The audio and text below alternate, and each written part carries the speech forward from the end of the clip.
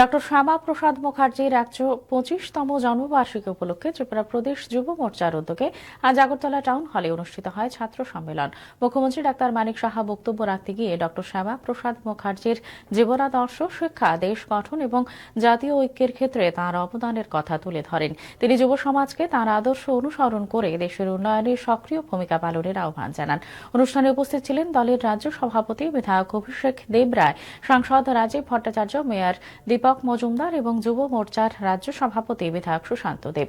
দেশপ্রেম, জাতীয়তাবাদ এবং যুব সমাজের ভূমিকা নিয়ে আয়োজিত এই সম্মেলনে রাজ্যের বিভিন্ন প্রান্ত থেকে ছাত্র যুব প্রতিনিধিরা অংশগ্রহণ করেন। যে আমাদের আগামী দিনে এই পৃথিবী বা রাজ্যটা তাদের কাছে যাদের কাছে নলেজ থাকবে, এবং এই নলেজের জন্য আমার তো এমনিতে নলেজ আসবে না, সেভাবে আমার পড়াশোনা করতে হবে। এবং এইরকম একজন লিজেন্ড ব্যক্তি আমাদের ভারত কেশরী ডক্টর শ্যামা প্রসাদ মুখার্জি, আমরা কজন এখানে পড়ি? আমরা তো সব সাবজেক্টস নিয়ে পড়ি, কোনো রকম পরীক্ষায় পাস করতে হবে।